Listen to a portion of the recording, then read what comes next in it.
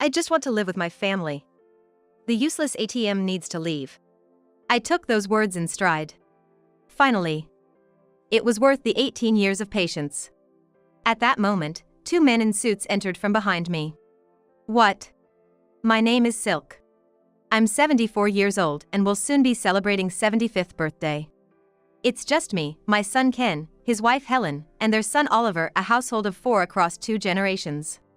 We might seem like a lively 2-generation family to others. But since I lost my husband, I've often felt lonely and tend to become downhearted. Ken is a gentle soul, averse to conflict. In contrast, his wife Helen has a strong personality and is quick to complain if something doesn't suit her. Oliver seems to be working hard at his new job, hardly ever home, whether it's the weekend or a weekday. Helen can be particularly harsh with me, lobbing cruel words my way. As someone who's not very brave, her words sting like little thorns, making me shrink inside.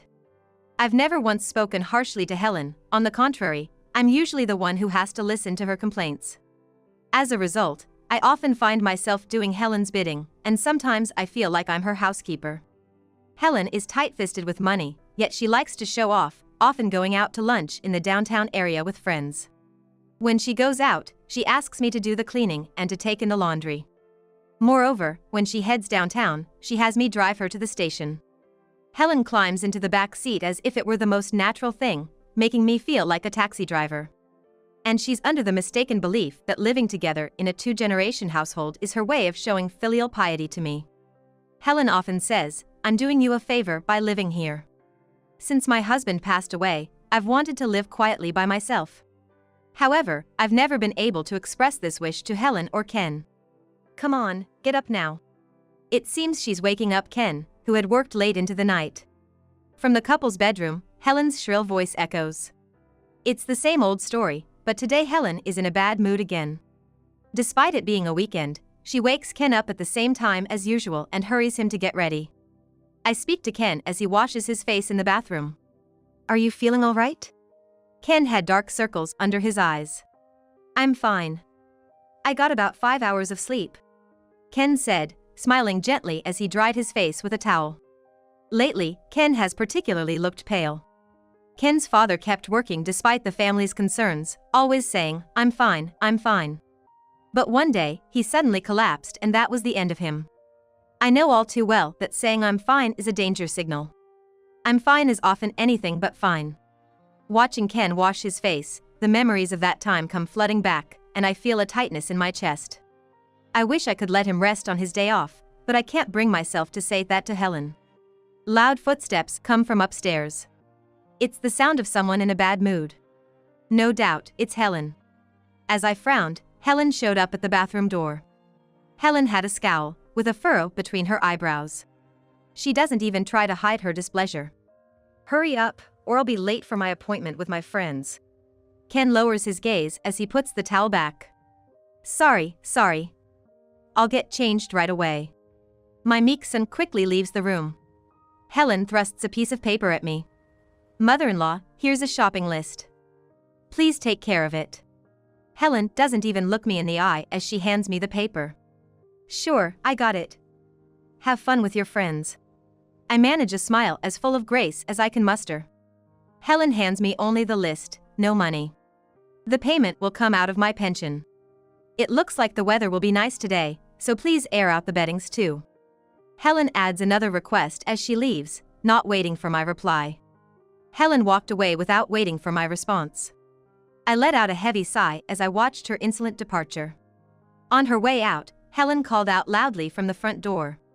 Make sure you heat up the bath for when I get back.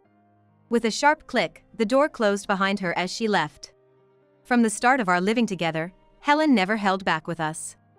During our initial cohabitation greetings, I told Helen not to be shy. It seems that was completely unnecessary.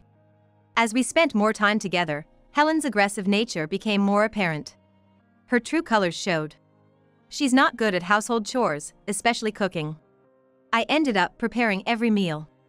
I even made Oliver's lunches. Moreover, Helen is picky with her food. If she doesn't like what's served, she'll stand up and say, I told you I can't eat this, and leave. She often complains about other chores as well. Stains not washed out of the laundry. Streaks left on the window glass. No spare toilet paper. Her favorite juice not in stock, and so on, scattering her complaints at me all day. I remind myself that she's the woman Ken chose. I've always tried to stay calm and pleasant, constantly smiling to avoid making waves. But lately, Helen's behavior has become even more blatant, truly wearing me out. Helen goes out with friends almost every week. Since the beginning of her marriage, she hardly did any housework or childcare. She spent and cared a lot for her appearance. Helen has a cheerful and glamorous air about her when she's outside. She seems to be popular with men, often receiving calls from men I don't know. I've suspected Helen of infidelity. However, Ken seems to blindly trust Helen. Even when I warn him, all he can reply with is a week I'll handle it. Not long after Helen and Ken left, Ken came back. Ken had been drafted to take Helen to the station. Ken returned, carrying several shopping bags. As I looked at him in surprise, he let out a sigh. The sweets Helen's going to give out at her class reunion next week. But this is so much. Apparently, there's even more in the car. She plans to distribute them to everyone at the reunion. They're an assortment from a famous Western-style pastry shop. It must have cost a pretty penny. Ken murmured as if he had caught on. Helen has her own pride. She doesn't want to be seen as struggling for money while living with her parents. Sorry, can you just let her have her way? After bringing in the bags, Ken slumped onto the sofa. I decided to go out for the shopping Helen had asked for. I can drive, so I'd like to use the car. But Helen complained to me, nagging about the waste of money on gas. So, I usually just walk, no matter the errand. The walk back always feels so long with heavy bags in tow. I often have to rest multiple times before I make it home. During one of these walks, I heard my grandson Oliver's voice. "Grandma, let me help with the bags." Turning around, there was Oliver, taking the shopping bags from my hands. He had a stern look on his face. "Why aren't you using the car? Did Mom complain about the gas money?" I didn't answer, I just smiled back at him. Ever since Oliver started his job last spring, we've seen less and less of each other at home. He comes home late and leaves early in the morning. It seems he's often working on weekends too and hardly ever at home. It's rare for Oliver to be at home like today. Oliver quickly began putting away the groceries in the kitchen. His movements were full of energy and joy. While I was helping to tidy up the kitchen, Oliver started to talk to me, a shy smile on his face. "Actually, there's someone I want to introduce you to." It made me reflect on how grown-up he'd become. It felt like just moments ago he was taking his first steps, and now he has someone special to introduce. "I'm thinking of bringing her over next week." As he stored vegetables in the fridge, Oliver talked with a bashful tone. "Grandma, there's something I've been thinking about for a long time. I wonder what's on Oliver's mind." As I tried to probe further, Oliver continued talking excitedly. "I can't talk about it right now, but I'll be bringing this person home." I couldn't help but smile at his news. I was curious about what Oliver couldn't talk about. But for now, I was more intrigued by what kind of woman Oliver would bring home. Oliver's eagerness to go out on his rare days off was probably for dates. Thinking about it that way, it feels quite heartwarming. This would be the first time Oliver brought a woman home. Today, I felt so uplifted that even Helen's usual nagging didn't bother me as I went about my chores. That evening, Oliver talked to Helen and Ken about the woman he wanted to introduce. Ken was pleased, but Helen grimaced unpleasantly without a hint of a smile. I stole glances at Helen's expression, worrying that it wouldn't be easy. It happened on his next day off. As I was cleaning the entranceway, Oliver appeared. Standing next to him was a fair-skinned, demure-looking young woman. "Grandma, this is Luna," Oliver said, with a happy look on his face. "Nice to meet you." "I'm Luna," she said, smiling gracefully. It was a very beautiful smile. She seemed very polite as well. Her parents must have raised her well. I took the two of them into the living room. Contrary to my expectations, Helen was in a good mood, asking the couple about how they met. I was in the kitchen preparing tea, but hearing Helen's laughter gave me a sense of relief. I didn't even mind when Helen urged me to hurry with the tea. But as I was about to bring in the tea, I heard Helen's scornful voice. And I saw Luna's pale face. What could have happened? "Don't be ridiculous," What do you mean, a shotgun wedding? So it was true, Luna was pregnant with Oliver's child. And they intended to marry. Helen was objecting to this. I was indeed surprised. Just a short while ago, the atmosphere had been so cordial, but now it was tense. Oliver looked down, biting his lip. With a strained voice, he spoke, bowing his head. We're serious about this. We might be young, but please give us your blessing to get married. Following his lead, Luna also lowered her head. Please. They were both earnestly seeking approval for their marriage. Seeing their sincere attitude, I wanted to support them. I knew if I said anything, Helen would surely object. Yet, I wanted to stand by them. I was struggling to hold back tears. Ken spoke up. Of course, we support you two getting married. It's better to marry sooner for the baby's sake and have everything in order. Oliver's face lit up. Thanks, Dad. Oliver and Luna exchanged a smile. Helen had an overtly displeased look on her face. A shotgun wedding is so tacky. Explain properly. As Luna glanced down at the table, fumbling for words, Oliver gently placed a hand on her shoulder. We were serious about our relationship and planning to marry anyway. The baby just gave us a good reason to move forward. Just because there's a baby doesn't mean you have to get married, you know. Isn't that right, mother-in-law? Helen turned a sarcastic smile my way. But, if it's what the two of them have decided, I think all we can do is support them. Helen stood up silently and left the room. An uncomfortable silence filled the living room. Ken stood up, patting Oliver's shoulder.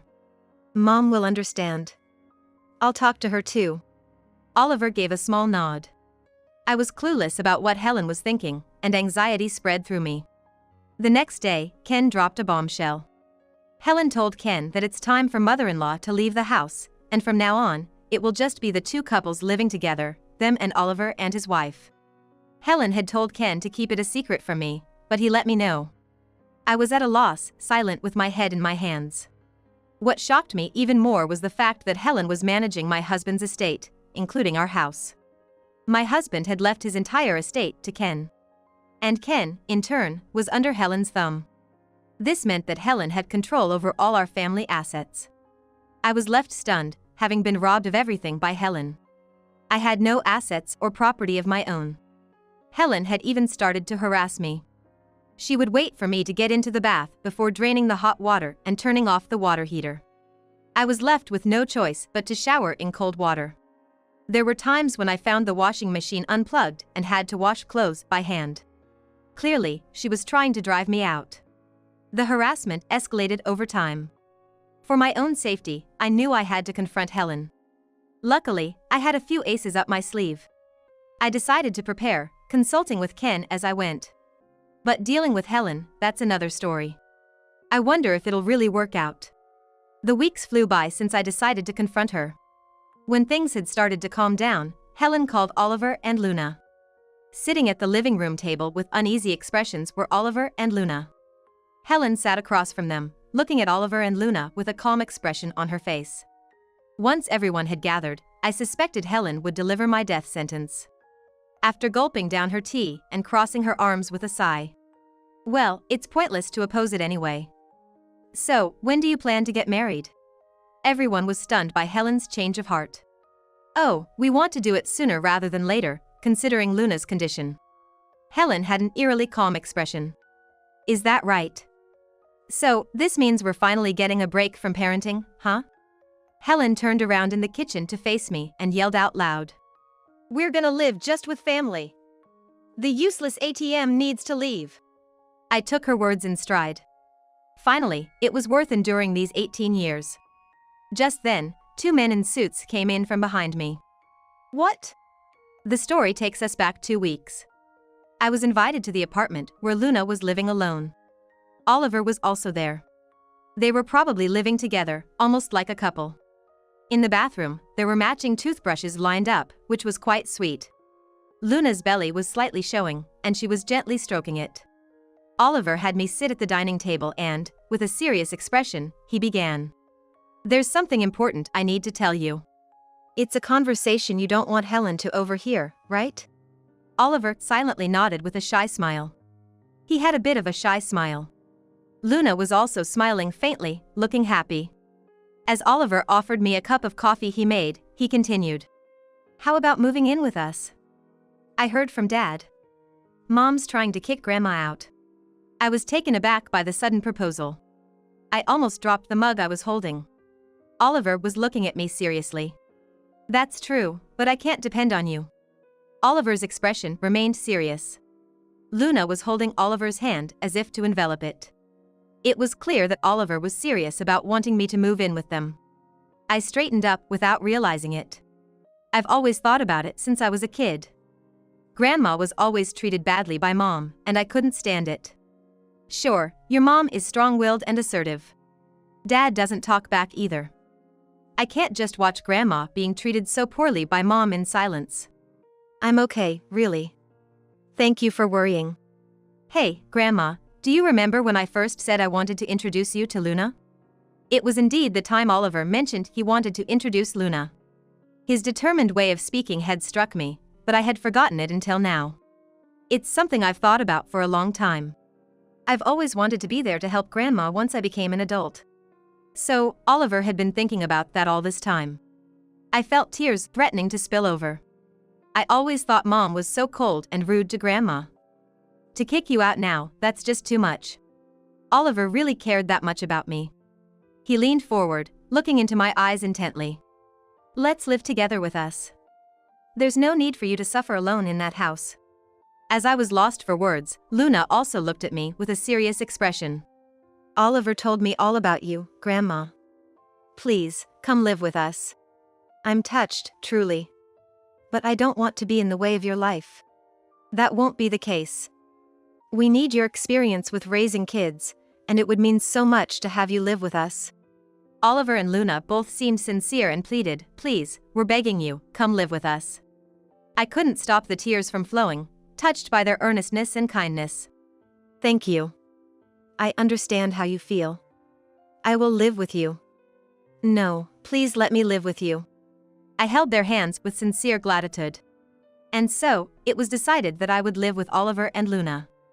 I reminded myself that the final battle with Helen awaited me. Then, I left their apartment. With this arrangement, even if Helen kicked me out, I would have a place to go. But that wasn't my only weapon. Standing behind Helen now were two allies, a dignified, older gentleman and a tall, young man. Remember when I said just now that it was worth enduring these 18 years? Helen looked deflated as if the venom had been drained from her. This gentleman here is the landowner of this property, an old childhood friend of my late husband. I introduced as the older man gave a slight nod. This land is actually leased. I explained that the condition for leasing this land was that I would live here. Everyone looked puzzled. I recounted how the landowner and my husband had once quarreled over who would marry me. In the end, I chose my husband. The landowner agreed to lease this land on the condition that my husband and I would continue to live here. I explained everything in order. I've been living here ever since. Wow, Grandma, you were quite popular back in the day. The landowner was blushing. Helen was speechless, quivering her lips. So, we all have to leave this place? That's right. Helen, I've put up with you for 18 years since we started living together. But that's over now. How can this be fair? What about the rights of the person leasing? You can't just tell someone to leave. Helen retorted, getting agitated. Normally, that's true. But I consulted and decided to leave, and I terminated the lease agreement myself. Helen's face turned red as she bit her lip. I've lived in this house for many years, but it's time to end this chapter. I'm going to live with Oliver and Luna now. Don't joke with me. I won't allow such selfishness. Helen suddenly exploded with emotion. Who's joking? You openly showed disgust at Luna's pregnancy. Your harassment of me, your attitude toward Ken, all of it has been terrible. Helen slammed her hands on the table. Helen, I want a divorce. Ken spoke to Helen with a serious look on his face. Helen, her momentum cut, was left with her mouth half open. I'm fed up with living with you. I want to separate. What is this all about? You're making a problem out of Grandma living with Oliver and Luna now that this house is gone, aren't you? Mom is going to live with Oliver and Luna. That's the end of that discussion. This is about you and me now. I don't want to live with you anymore. Helen was visibly frightened by Ken's sudden change from his usual obedient demeanor. Why such a sudden change? I've always tolerated your attitude because Mom did. But if she's moving out to live with Oliver and Luna, there's no need for me to tolerate it anymore. I want to divorce you. The tall man standing behind presented an envelope on the table. This man is from a detective agency. He's been investigating you for years. Ken opened the envelope and spread its contents out on the table.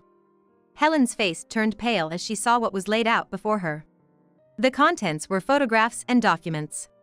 The photos showed Helen arm in arm with an unfamiliar young man, entering a hotel. There were also pictures of Helen coming out of a nightclub. These are proof of your infidelity. I've had you under surveillance for quite some time. A lie? No, this is all a misunderstanding. Whether it's a misunderstanding or not, the evidence is here. It's clear you've been spending the household money for some young man. Ken continued as he handed Helen a copy of the transaction details. I was shocked by Ken's thoroughness. Just how far had he investigated? Perhaps the most frightening adversary was Ken himself. With his gentle face unchanged, he pressed on insistently, which made it all the more intimidating. Helen, either giving up or defiant, leaned back and began to smirk. Because, you see, he's going to be a singer in the future. I was funding for it. So what's wrong with supporting that? Ken shook his head and sighed. So, what about these pictures? Ken asked as he showed photos of Helen and the man she had been arm in arm with entering an apartment with another woman. Helen's eyes widened as she intently stared at the photograph. Helen's hands could be seen trembling slightly. That guy has been using the money you gave him to go out and have fun. He then pulled an audio recorder from the envelope. Here, there's a recording of him saying you're just an ATM to him. Helen seemed unable to comprehend, clutching her head and squeezing her eyes shut. And she kept muttering lies, lies, lies, lies, lies under her breath. Helen, you were being deceived too. That doesn't excuse anything, though. Helen looked around, eyes wide, desperate. What am I supposed to do now? How am I supposed to live? That's for you to figure out. You'll have plenty of time to make amends for your sins. I'm done with this life, Ken declared, raising his voice more than usual, which made Helen tear up and cower. Ken stood up from his chair and glared down at Helen. I can't do this anymore. It's not just your attitude towards me, but everything you've done to Mom, it's unforgivable. Ken, usually so calm, had been harboring this resentment for years. He might be quiet, but he's tenacious and hardworking. And he's a hard worker. It seemed likely that he had been planning his retribution against Helen for a long time. Helen had been under investigation for nearly a decade. Now, she was thoroughly defeated. Helen was speechless, sliding off the chair and collapsing onto the floor. Without another word, Ken left the house, followed by the landowner and the detective agency guy. No! Ken, come back! I'm sorry. Helen continued to cry uncontrollably. I, along with Oliver and Luna, left the house. Helen, left alone, was wrapped in deep regret and despair over her irreversible actions. Afterward, Helen and Ken's divorce was finalized. Helen had fiercely opposed it, bringing the matter to mediation. However, with the plethora of evidence against her, she ended up having to pay a substantial amount in alimony. Helen demanded her share of the property division, but was cornered about the money she had squandered on the young man. To avoid compensating for the money she took, Helen reluctantly gave up her claim to the property. She brought it onto herself. Helen was left without a place to live, and as for money, she had to pay back all the money she took. She ended up saddled with a substantial amount of debt. She lives in a dilapidated apartment in a rundown suburb. She works tirelessly, day shifts at a factory and night shifts as a security guard for road construction. She persisted in demanding the young man return her money, leading to a warning for stalking. Despite the warning, she continued, risking arrest for harassment. Ken kept the investigation going even after the divorce, receiving regular updates. His tenacity was something to be wary of. Half a year had passed since I started living with Oliver and Luna. Luna had given birth to a baby girl. I help with childcare and household chores. It's a busy life, but I find happiness in my daily routine.